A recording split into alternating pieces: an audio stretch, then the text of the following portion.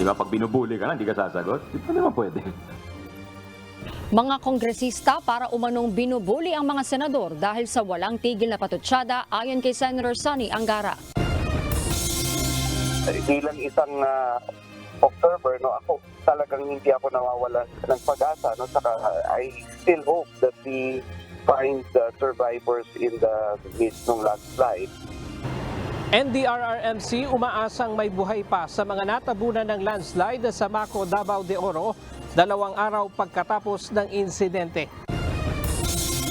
He recorded the sexual activities ng dalawa. So kaya nung makipaghiwalay na yung babae, ayaw nung lalaki. Ang ginawa niya, ipinadala niya sa mga kakilala niya, and then pinadala niya din ito dun sa babae.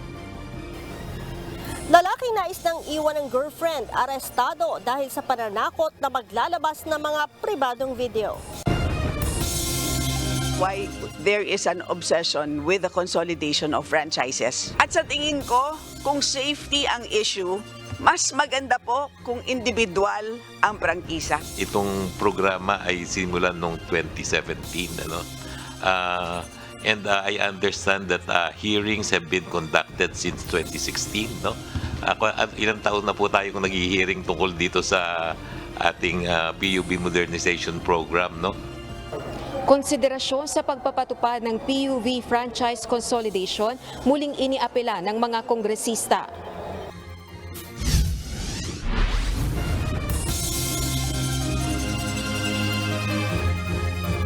Magandang hapon, Pilipinas at sa buong mundo. Una sa ating mga balita.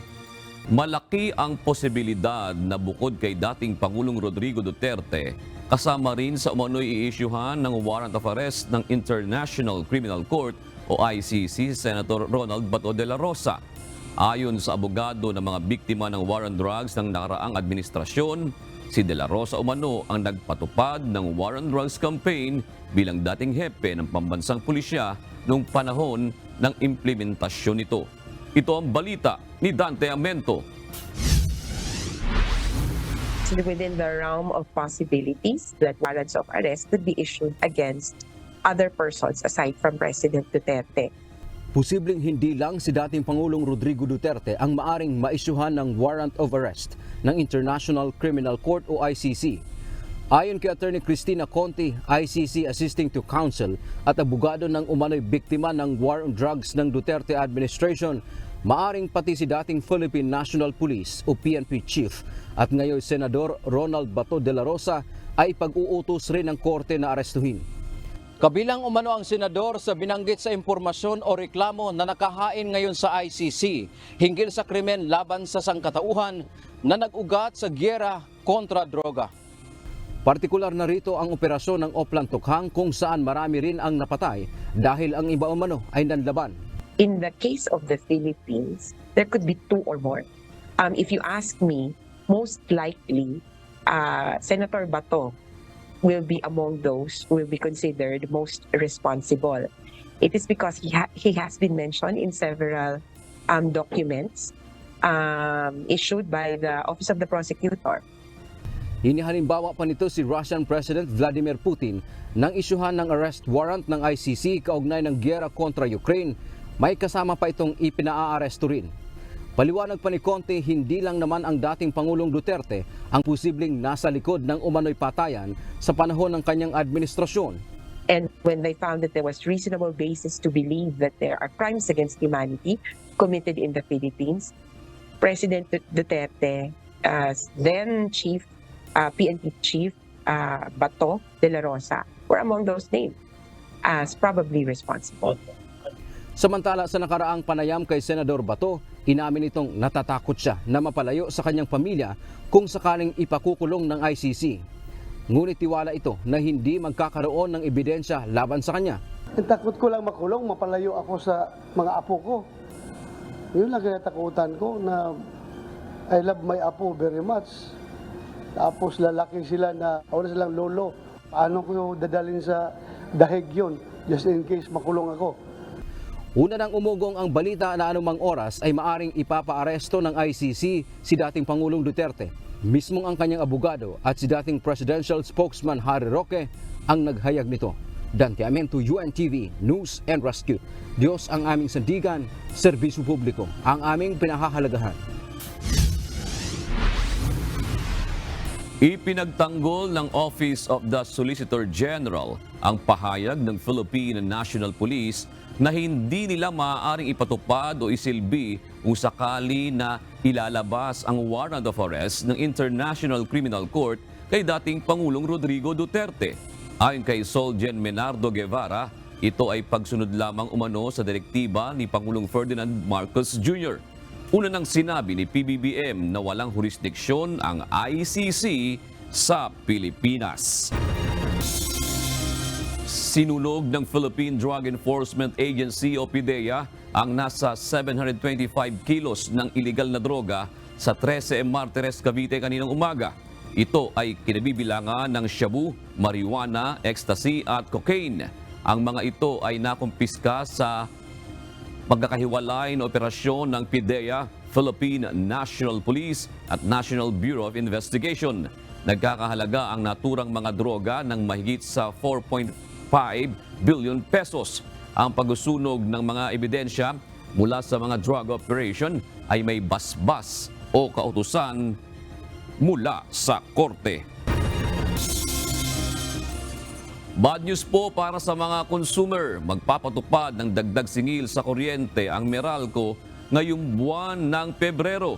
Sa abiso ng power distributor, tataas ng 57 centavos per kilowatt hour ang singil sa kuryente ngayong buwan. Ito ay dahil sa pagtaas ng presyo ng generation charges, buwis at iba pang bayarin na nakapaloob sa electric bill. Nangangahulugan ito ng dagdag 115 pesos sa bill ng mga customer na umaabot sa 200 kilowatt hour ang konsumo. Dagdag na 172 pesos kung 300 kilowatt hour ang konsumo at 229 pesos naman kung 400 kilowatt hour ang consumption. Nasa 287 pesos na dagdag sa bill kung inaabot ng 500 kilowatt hour ang konsumo sa kuryente. Muling umapela ang mga kongresista sa pagdinig ng House Committee on Transportation na ikonsidera ang pagpapatupad ng pamahalaan sa Public Utility Vehicle Franchise Consolidation.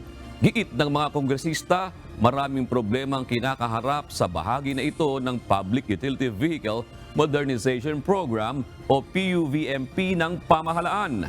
Ito ang balita ni Rosalie Cos. Why there is an obsession with the consolidation of franchises. At sa tingin ko, kung safety ang issue, mas maganda po kung individual ang prangkisa. Simple lang po. Agree po tayo, consolidated ang operations. Pero para sa akin, individual dapat ang prangkisa.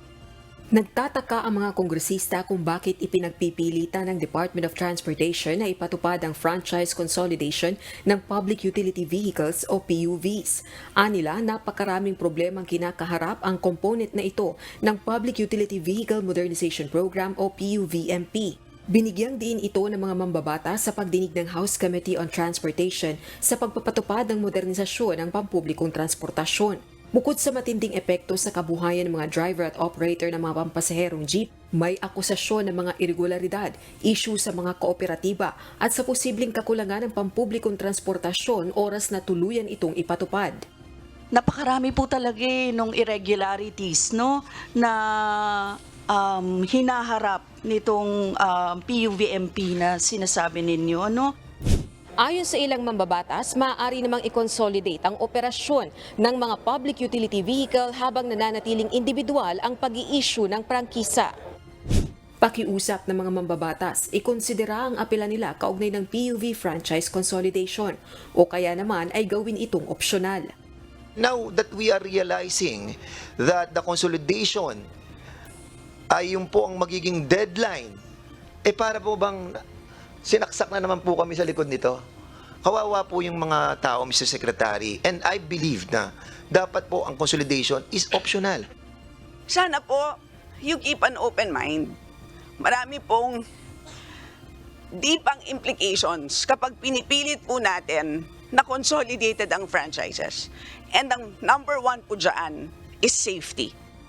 Ayon naman kay Transportation Secretary Jaime Bautista, suportado ni Pangulong Bongbong Marcos Jr. ang consolidation ng prangkisa ng PUV at anya ang direktiba rin ng Pangulo ipagpatuloy ito. Gayunman, handang pag-usapan ng mga kinauukulang ahensya ng pamahalaan ang panukalang panatilihin ng individual na prangkisa ng PUVs. Pag-usapan lang namin if we can allow the members to keep their franchise. So pag-usapan po namin and then we will report to you. Ang Land Transportation Franchising and Regulatory Board o LTFRB naman, ipinahayag na pagpupulungan din ng Project Steering Committee ang issue kung maaaring gawing opsyonal ang franchise consolidation. Samantala, may pakiusap din si Transportation Secretary Bautista sa mga mambabatas. Itong programa ay simulan noong 2017, ano? And I understand that hearings have been conducted since 2016, no? Ilang taon na po tayo kung nag-hearing tungkol dito sa ating PUB modernization program, no? Siguro po baka mabuti magkaroon talaga tayo ng isang batas, no, para ma-implement natin itong PUB modernization program. Rosa Licoz, UNTV News and Rescue.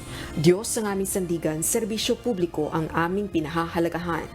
Hindi pa rin natatapos ang batuhan ng mga salita sa pagitan ng ilang kongresista at senador kaugnay ng charter change.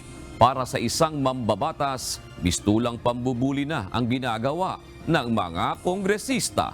Ito ang balita ni Harleen Delgado. Di ba, pag binubuli ka na, hindi ka sasagot, di pa naman pwede.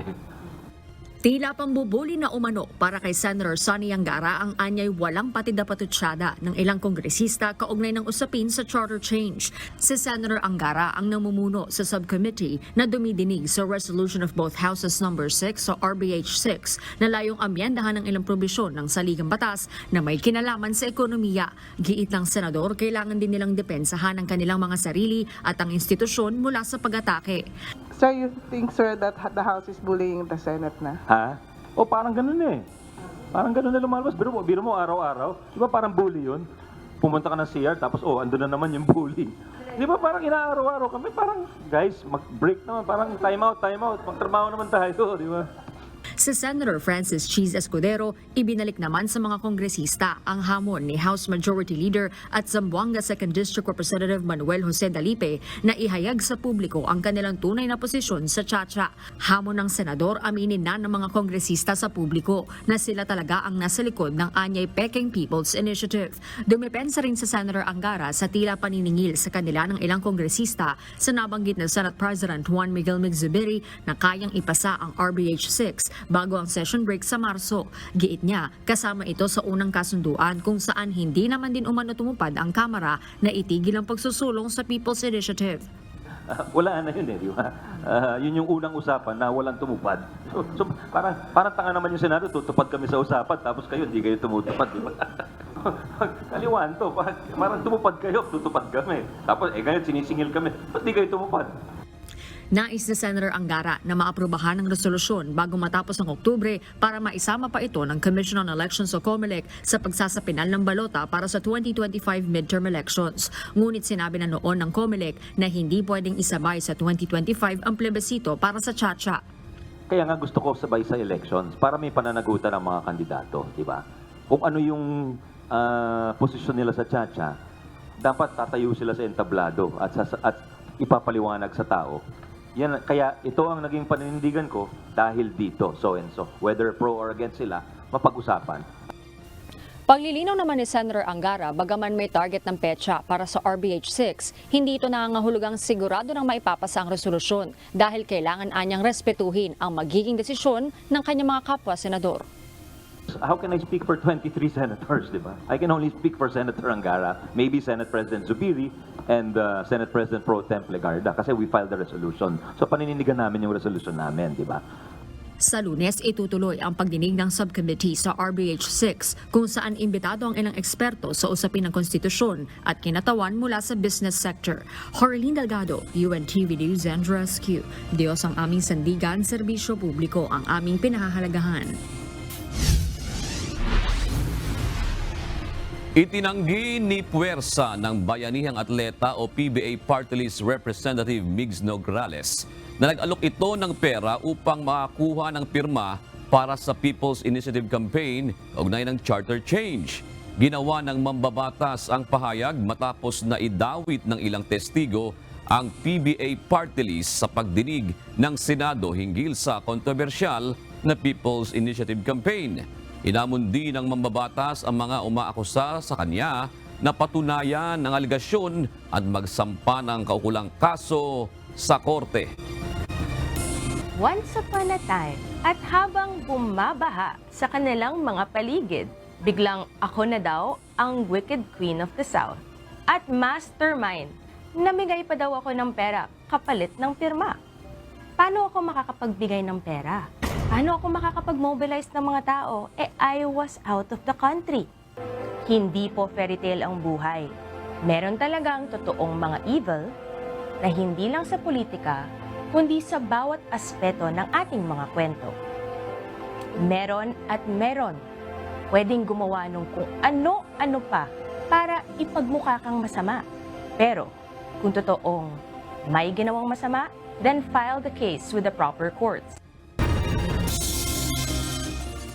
Narito naman ang mga balita mula sa iba't ibang panig ng mundo. Ihatid sa atin ng ating global correspondent na si Nerissa Dando mula Nagoya, Japan.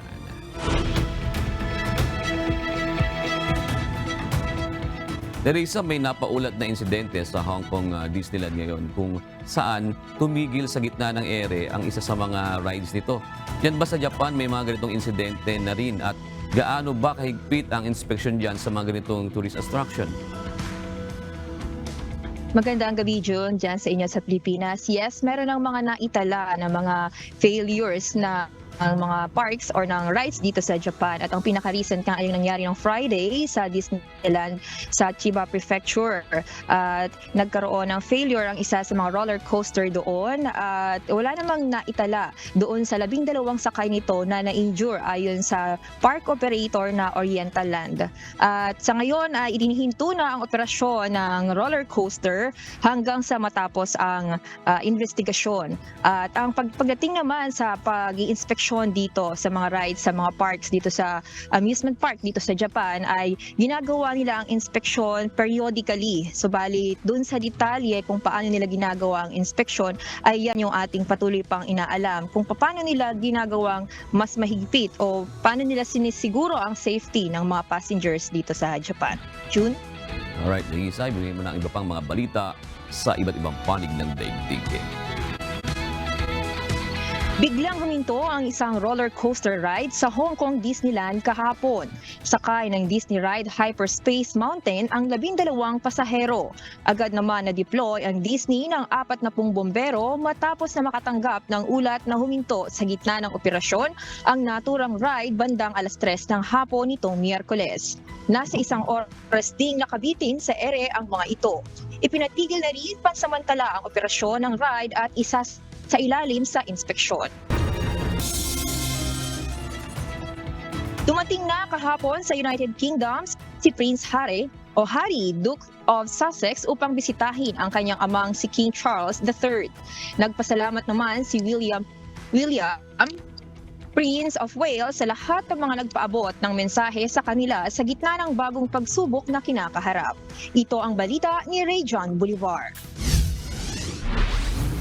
Nagkita na ang mag-amang Prince Harry, Duke of Sussex at King Charles III ilang araw matapos i-anunsyo ng Buckingham Palace ang pagkakaroon ng cancer ng Harry. Lumipad mula California patungong United Kingdom ang bunsong anak ng Harry. Ayon sa mga ulat, tumagal lamang ng 45 minuto ang pagkikita ng dalawa. Nakatakda kasing umalis ang Harry kasama si Queen Camilla patungong Sandringham House. Sinasabing pabalik na rin si Harry ng Estados Unidos ngayong araw. Samantala, opisyal na nagbalik sa pagganap ng kanyang public duties si William, Prince of Wales. Pinangunahan niya ang investiture sa Windsor Castle at dumalo sa gala dinner para sa London Air Ambulance Charity. Dito ay nagpasalamat ang prinsipe sa lahat na nagpaabot ng mensahe sa kanilang pamilya sa kinakaharap na bagong pagsubok. I'd like to take this opportunity to say thank you also for the kind messages of support for Catherine and for my father, especially in recent days. It means a great deal to us all. Radiant Boulevard, UNTV News and Rescue. Diyos ang aming sandigan, serbisyo publiko ang aming pinahahalagahan.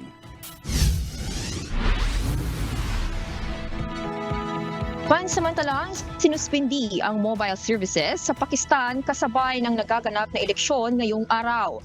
Ayon sa tagapagsalita ng Interior Ministry, ang naturang hakbang ay bilang pag-iingat na rin sa pinangangambahang insidente ng terorismo. Aniya, mahalaga na mapangalagaan ang seguridad ng mamamayan at mapanatili ang kaayusan sa araw na ito.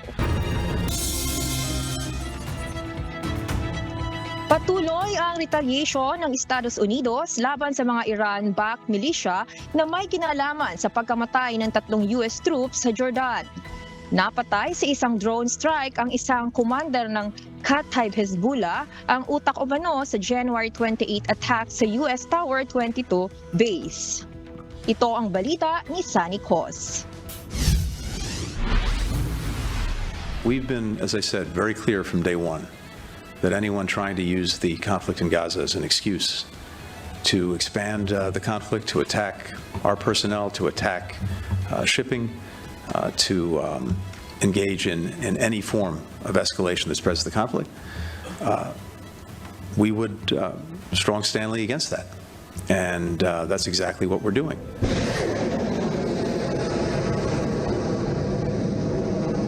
Napatay ng US military ang isang senior leader ng Iran-backed militia na Kataib Hezbollah na utak umano ng pag-atake sa US military bases sa Iraq at Syria. Ang drone strike sa eastern Baghdad camp ng militia ay kabilang sa phased retaliation na pangako ni US President Joe Biden bilang ganti sa pagkamatay ng 3 US soldier at pagkasugat ng 40 sundalo sa atake sa Tower 22 base ng US sa Jordan noong January 28. Ayon sa US Central Command, ang napatay na commander ay direktang may kinalaman umano sa pagpaplano ng pag-atake sa iba't ibang base militar ng Estados Unidos sa Middle East. Itinanggi din ito sa statement na may civilian casualties sa retaliatory strike. Una nang sinabi ni Kataib Hezbollah Secretary General Abu Hussein al-Hamidawi na ititigil na nito ang pag-atake sa US forces sa Middle East matapos ang January attack sa US Tower base. The response that we've undertaken over the last few days is going to continue, and it's very important that not only do those engaged in these attacks get the message, but that they act on it by ceasing. Una nang nagbabala matapos ang pag-atake ng militant group sa US Tower 22 si Biden sa isang statement na gaganti ang Amerika sa mga pumatay sa tropa ng US. Sunny Cos, UNTV News and Rescue USA. Diyos ang aming sandigan, serbisyo publiko ang aming pinahahalagahan.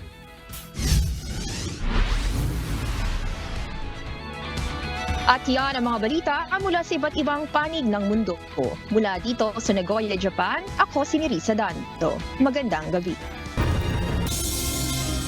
Hindi tinatanggap o hinihikayat ng China ang anumang uri ng cyber attacks.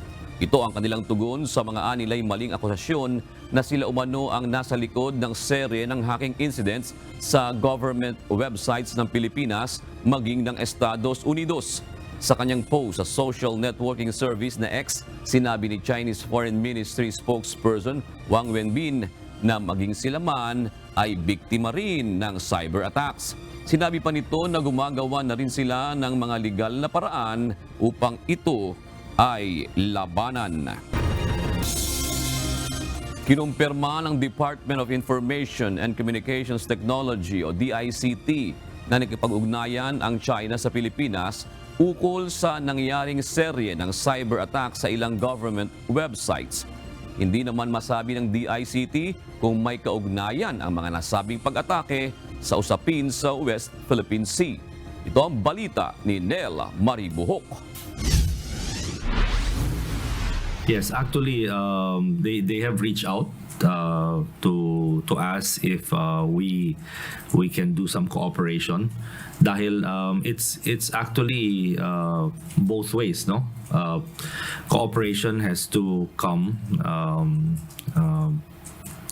as a mutual activity. Handa umano ang China na makipagtulungan sa Pilipinas sa investigasyon sa cyber attacks sa Pilipinas. May kaugnayan nito sa tangkang pag-atake sa ilang government websites, kabilang na ang sa Overseas Workers Welfare Administration o OWA kamakailan lang. Una nang sinabi ng Department of Information and Communications Technology na na-trace umano nila na mula sa China ang cyber attackers. Nanawagan rin ng kooperasyon ng DICT sa publiko sa pagprotekta sa cyber borders ng Pilipinas. Sa tanong naman kung may kaugnayan ng pag-atake na ito sa isyu sa West Philippine Sea, ayon sa DICT Secretary, mahirap pang magbigay ng konklusyon sa ngayon pero lahat ay posible. Well, that's not for us to come out with that conclusion yet, no? It's too early, but anything is possible. So we just need to, I think, currently take it at face value and see how things develop. Ayon sa DICT, nananatili ang direktiba ni Pangulong Marcos na maging mapagmatsyag at higpitan ng pagbabantay sa cybersecurity infrastructure ng bansa. Sa katunayan ay inaprubahan na nito ang National Cybersecurity Plan para sa taon 2024 hanggang 2028 upang mabigyan ng bansa ng mga alituntunin sa pagbuo ng cybersecurity posture. Nen Maribuhok, UNTV News and Rescue, Diyos ang aming sandigan, serbisyo publiko ang aming pinahalagahan. Tulong muna bago balita. Tinulungan ng UNTV News and Rescue Team ang isang motorcycle rider na nagtamo ng mga sugat matapos bumangga sa kasunod na sasakyan sa Pasig City. Ito ang balita ni Juvie Saplad. Okay? Ceasefire. 1, 2, 3, go! Nadatnang nakadapa at duguan ng rumorondang UNTV News and Rescue ang isang motorista sa kahabaan ng Ortigas Avenue, Pasig City. Kinilala ang biktima na si Clemente Carranza Jr., 29 years old. Batay sa assessment ng grupo, nagtamo ito ng laceration sa kanyang baba at daliri at duguan rin ang kanyang bibig at ilong. Habang papunta kami sa ospital, gininaw din po yung patient. At for safety precaution na rin, nag-apply na rin po kami ng oxygen via non-rebreather mask at nilagyan namin ng thermal blanket yung patient para ma-preserve po yung body temperature po niya. Kaya malalim. Kaya malalim, sir. Pulse, motor, sensory coupling. Ay ka pa na, sige. Ayon sa nakabanggaan ni Carranza, nagulat na lamang ito nang may kumalabog sa kanyang sasakyan. Papasok na po ako ng left, pero biglang may kumalabog sa ano ko, ma'am. Yung kotse kasi nagbigay, pero siya, dire-diretso, ma'am. Andito na ako malapit, ma'am. Tumama po siya sa akin. At tuloy lang masyado, ma'am. Hindi ko expected na abutin pa ako. Matapos bigyan ng first aid, dinala ng rescue team ang biktima sa The Medical City, Pasig City. Juvie Saplad, UNTV News and Rescue. Diyos ang aming sandigan, serbisyo publiko ang aming pinahahalagahan. 2 araw makalipas ang malagim na landslide sa bayan ng Maco sa Davao de Oro, hindi pa rin nawawala ng pag-asa ang National Disaster Risk Reduction and Management Council o NDRMC na may makikita pa silang survivor mula sa mga natabunan ng gumuhong lupa. Sa ngayon ay patuloy ang isinasagawang search and rescue operations ng mga otoridad para mahanap ang iba pang mga nawawalang biktima ng trahedya. Ito ang balita ni Ryan Lacanlale. Bilang isang observer, no, ako talagang hindi ako nawawalan ng pag-asa, no, saka I still hope that we find the survivors in the midst ng landslide. Pero either or, no, we continue to find dun sa mga tao na nawawala at saka posibleng nandun sa ilalim ng pagguho. Patuloy na umaasa ang National Disaster Risk Reduction and Management Council o NDRRMC na mayroon pa silang matatagpo ang buhay sa mga biktima ng landslide sa Zone 1, Barangay Masara, Maco, Davao de Oro. Ito'y kahit pa 2 araw na ang nakakalipas mula nang mangyari ang trahedya noong Martes ng gabi.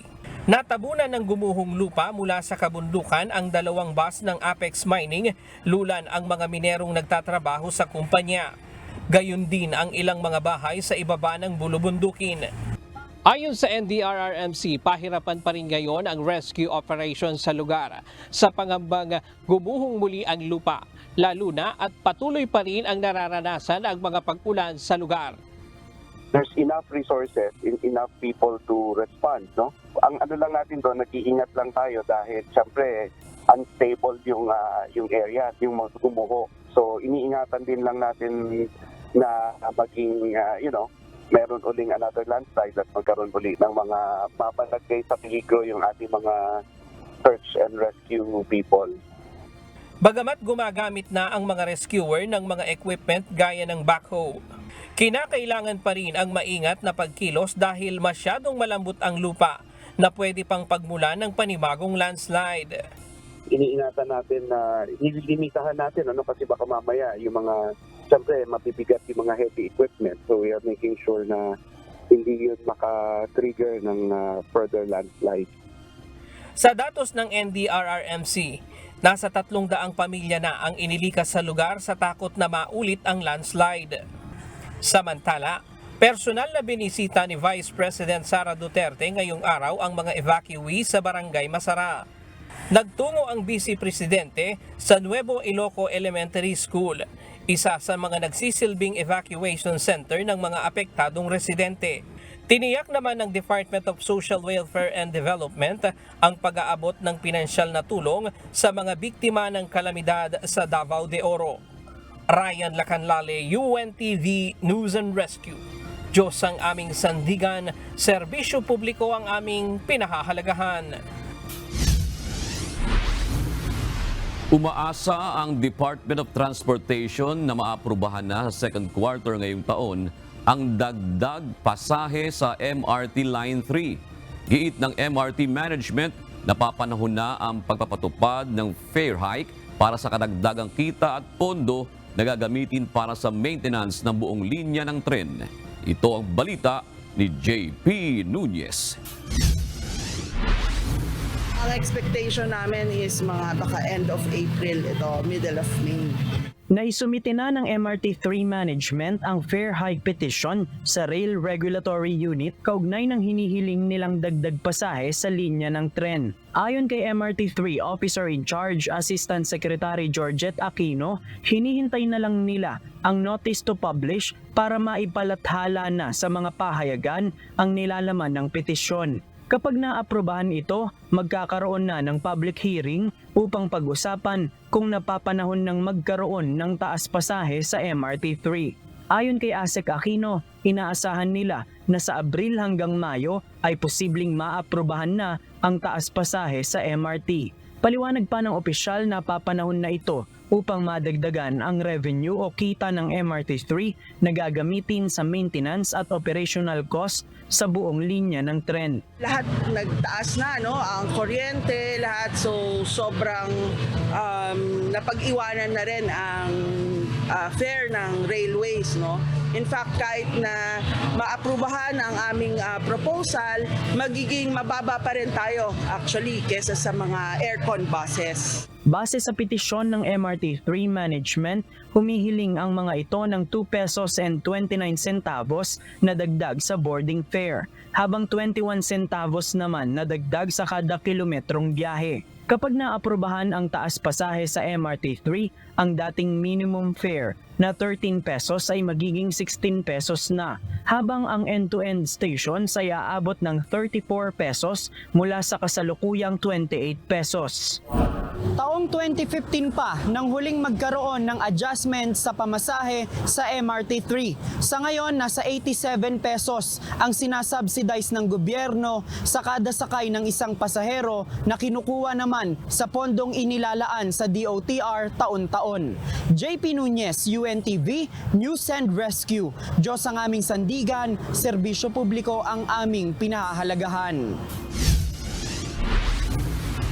Ang susunod na balita po ay tumatalakay sa sensitibong paksa. Pinapayuhan po ang mga magulang na gabayan ng kanilang mga anak sa panonood. Patuloy na tumataas ang kaso ng sextortion sa bansa. Ayon sa PNP Anti-Cybercrime Group, ito ang epekto ng paggamit ng teknolohiya ng mga kabataan kung saan halos lahat ng aktibidad ay nais na naka-video. Ito ang balita ni Leia Ilagan. Kasi ang explanation talaga dyan, sabi ko nga ay the availability of the technology, the availability ng internet. Masyado ng mura ang mga gadgets ngayon. So anyone can avail. Hindi lamang online scam at identity theft ang patuloy na tumataas ang kaso base sa datos ng Philippine National Police Anti-Cybercrime Group. Ayon kay PNP ACG Response Unit Chief Police Colonel J. Guillermo, maging ang mga kaso ng sextortion ay patuloy na dumarami base sa kanilang datos. Sa katunayan noong 2021, nakapagtala sila ng 56 na kaso nito, habang 110 noong 2022 at 121 naman noong 2023. Nitong Enero lamang ng kasalukuyang taon, mayroon na silang naitalang 19 na kaso. Isa sa nakikita nilang dahilan sa pagtaas ng kaso ay ang easy access sa technology ng mga kabataan.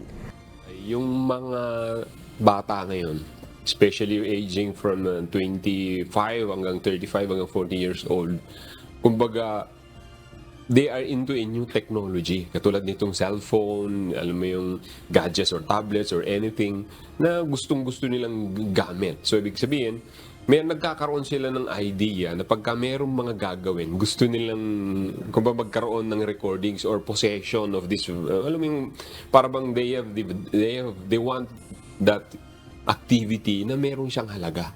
Sa Ozames City, nahuli ng mga tauhan ng ACG ang isang lalaki na nagpakalat umano ng video ng kanyang girlfriend na nais nang makipaghiwalay.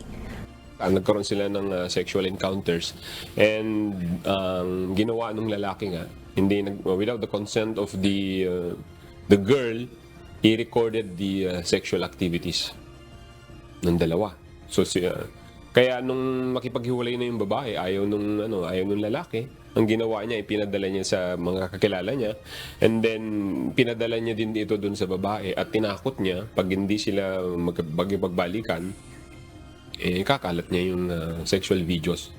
Babala ng PNP ACG sa mga gumagawa ng sextortion, maaari silang makulong sa pangingikil at sa pagpapakalat ng mga sensitibong impormasyon ng ibang tao. Sa mga kababayan natin na mahilig gumawa ng video, itong mga sensitive information, hanggat maaari ay huwag natin siyang gawin at huwag natin gawin panakot sa ating mga kababayan dahil may mga existing laws that will punish those who are responsible in spreading or in illegally recording or illegally accessing our gadgets. Paalala din ng opisyal sa publiko, iwasan ang pagbivideo ng lahat ng aktibidad, lalo na kung ito ay pribado. Leia Ilagan, UNTV, News and Rescue. Diyos ang aming sandigan, serbisyo publiko ang aming pinahahalagahan. Tanging Benigno Aquino High School ang nag-iisang pampublikong paaralan sa Metro Manila ang nakakuha ng markang lampas sa minimum proficiency level sa 2022 Program for International Student Assessment o PISA. Naniniwala naman ang mga guro sa naturang paaralan na susi sa kanilang tagumpay ang maigting na pagtutok sa mga mag-aaral. Ito ang balita ni Jed Neresina. Very proud kami kasi hindi rin namin inaasahan since ang mga bata ay randomly selected. Hindi inaasahan ng Benigno Aquino High School na nakakuha sila ng markang lampas sa minimum proficiency level sa 2022 Program for International Student Assessment o PISA. Ayon sa principal ng paaralan na si Lilibet Sagmaken, lubos ang kanilang galak lalo at random ang mga mag-aaral na napili para rito. Sinanay nila ang mga estudyante na sumagot ng mga tanong gaya sa mismong PISA exam. May sinanay kami ng mga 42 students pero nung actual examination na 36 lang yung nag-show up. Pero ganun pa rin, hindi rin namin inaasahan nga na lalampas kami doon sa minimum proficiency level. Ayon naman kay Teacher Mary Rose Diana Chica, kailangang maging pamilyar ang mga bata sa klase ng mga tanong na lalabas sa PISA nang sa ganon ay mas madali na ito para sa kanila.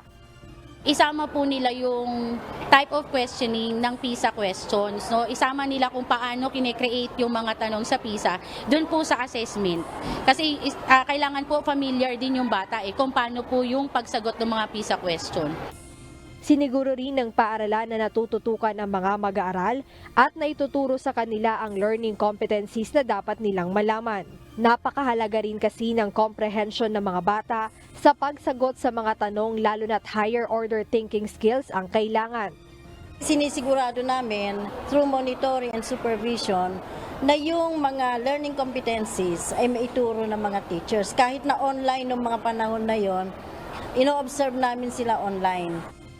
Isa si Elaine Pendol na sumailalim sa pagsusulit. Aniya, sineryoso niya talaga ang pagre-review at nag-focus para maipasa ang assessment exam. Nung grade 9 po, randomly chosen po siya ng advisor po namin. And yung preparation po na ginawa po niya para sa akin po, since isa lang po per section, pina-excuse niya po ako sa mga klase ko po nun sa online class para po matutukan po ako and para po makapag-focus po ako sa PISA po na iti-take ko po. Ang ganitong tagumpay ay hindi gawa ng isang tao lamang. Naniniwala ang mga guro sa Benigno Aquino High School na ito ay dahil sa pagtutulungan ng bawat isa. Katulong din nila ang Department of Education na nagbigay ng technical assistance at lokal na pamahalaan sa pagbabantay sa mga mag-aaral. Jed Neresina, UNTV News and Rescue. Diyos ang aming sandigan, serbisyo publiko ang aming pinahahalagahan. Umaasa si Pangulong Ferdinand Marcos Jr. na magiging matagumpay ang kauna-unahang parliamentary elections sa Bangsamoro Autonomous Region in Muslim Mindanao o BARM.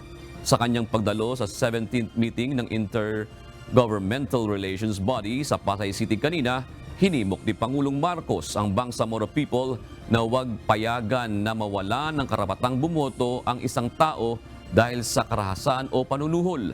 Nanawagan din ng Pangulo para sa mapayapang eleksyon na nakatakdang isagawa sa May 2025. I urge all of you, and we will be by your side, to make this very historic election, this very historical and important event a success. Let us show the world that it is peaceful and it is credible. Mas maraming malls na ang makikilahok sa Register Anywhere ng Commission on Elections. Sa ngayon, tinatayang nasa 170 establishments na ang kapartner ng COMELEC para dito kasunod ng nilagdaang Memorandum of Agreement sa ilang mall kanina. Samantala, nagpaalala ang komisyon na may kakaharaping parusa ang sinumang matutoklasang may double o triple register. Noong nakaraang barangay at sangguniang kabataan elections ay mayroong mahigit 400,000 double o multiple registrants. Kung kayo po ay registered voter na wag niyo pong i-attempt o mag-a-attempt, magparehistro muli. Makikita at makikita po namin yan. Kaya po namin malaman kung kayo ay double or multiple registrant. And therefore, pag nalaman po namin yan, mahaharap po kayo sa kaso ng election offense na may kulong na ng 1 hanggang 3 taon.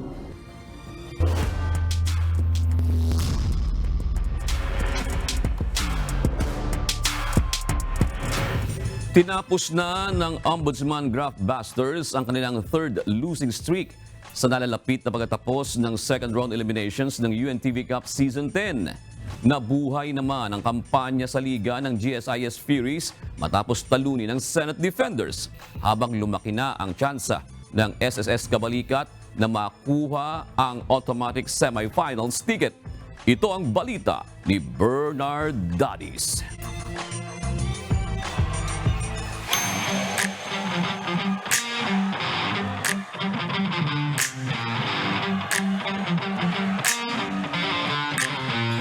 Gumuguhit Bumalik ngayon ang kasaysayan ng SSS Kabalikat sa UNTV Cup, ang Liga ng Public Servants. Mula sa ilang taon na hindi man lang makaabante sa next round matapos ang eliminations, ngayon ay waiting na sila sa resulta ng natitirang games hanggang February 14 para makuha ang automatic ticket sa semifinals ng UNTV Cup Season 10. Ito'y matapos maitala ang kanilang ika-7 sunod na panalo at maagaw na ang liderato sa standings sa second round eliminations laban sa DA Food Masters sa exciting ball game na nagtapos sa score na 95-91. Best player of the game sina Listian Amparado na may 27 points, 5 rebounds, 4 assists at 2 steals. At si Maki Escalona na may 7 points, 2 rebounds, 13 assists at 2 steals.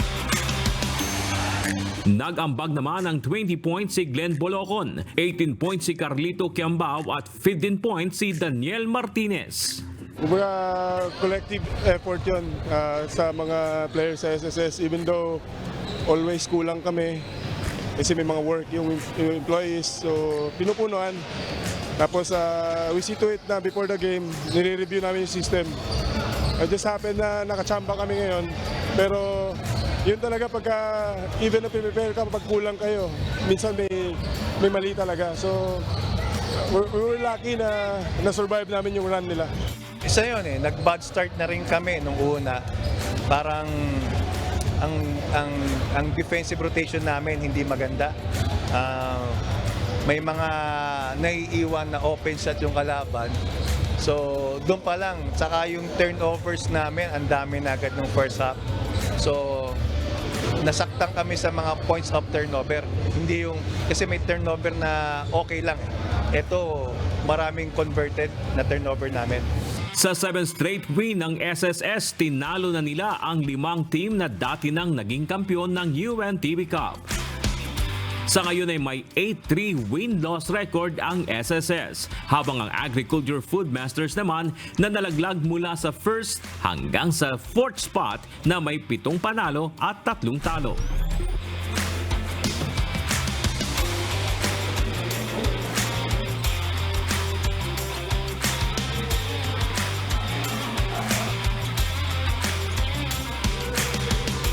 Sa second game, matagumpay na nasundan ng GSIS Furies ang kanilang winning momentum matapos talunin ng Senate Defenders sa kanilang bakbakan kahapon na nagtapos sa score na 85-69.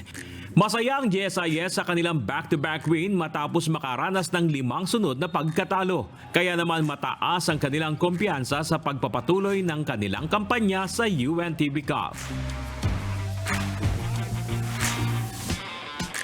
Nanguna sa GSIS si Jonathan Pareño na humakot ng 24 points, 4 rebounds, tig-2 assist at steals. At si Jefferson Gonzalez na tumikada ng 24 points, 6 boards at 3 dimes.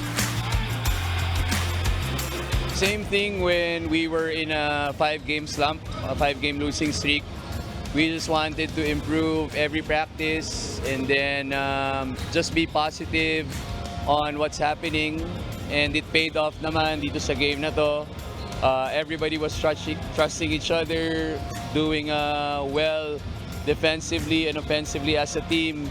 That's why yung environment was positive for us and we gained the win again today. It was just the players putting in the reps in practice, creating good habits in practices, doing extra shooting. That's why during the game, it showed. That's why we shot the ball pretty well today. Sa ngayon, umakyat sa ika-7 pwesto ang GSIS na may tig-5 panalo at talo, habang ang Senado'y nalaglag sa 8th spot na may 5-5 win-loss record.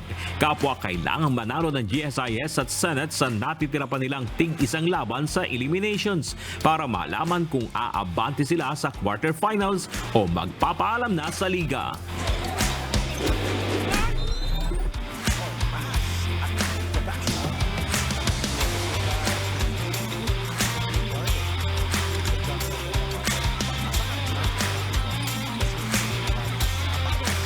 At sa third game, bakbakang umatikabo ang tumapos sa triple header ng UNTV Cup kahapon.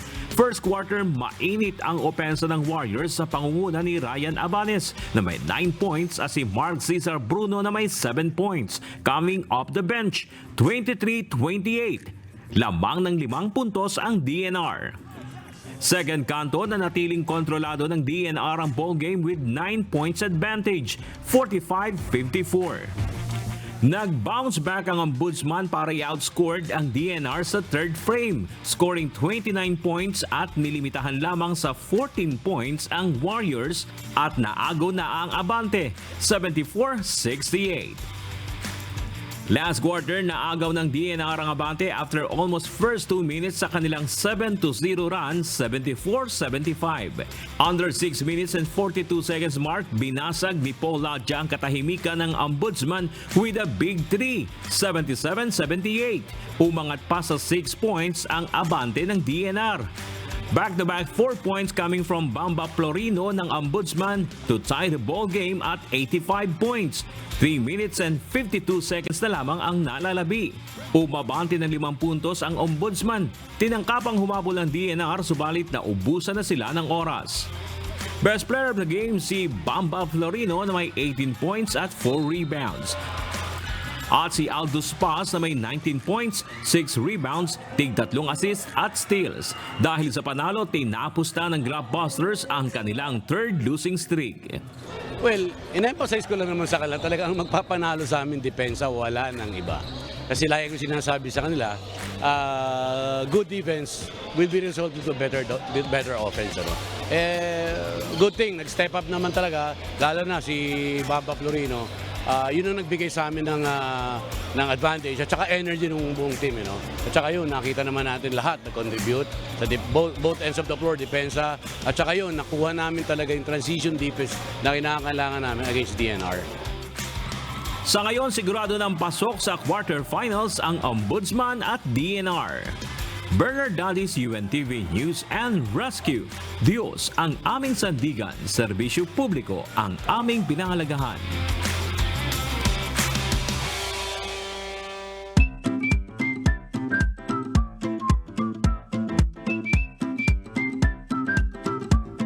Narito naman po ang ating mga kausing ng araw po ng Huwebes. Shoutout po at salamat hina Dante Tigzon, Noel Binacion, Rebecca Nolasco, Irenea Pitulan, Raymond Fermin at Inday Mingkay. Salamat po sa inyong pagsuporta at panonood po sa ating po mga newscast. Mga kasangbahay, kung may mga istorya po kayong nais balikan sa Ito Ang Balita, maaari niyo po itong muling mapanood sa aming po mga official social media account. Magtungo lamang po sa UNTV News and Rescue YouTube channel at i-click ang subscribe button. Gayon din po sa aming Facebook at TikTok accounts. Mapapanood nyo rin po dito ang iba pang news programs ng UNTV, pati ng iba pang video ng nag-iisang public service channel. Kaya, subscribe, like, and share. Narito naman ang salita ng Diyos na ating sandigan mula sa aklat ng Roma 8:18 na nagsasabi, sapagkat napatutunayan ko na ang pagtitiis sa panahong ito'y hindi karapat-dapat maitumbas sa kaluwalhatiang mahahayag sa atin.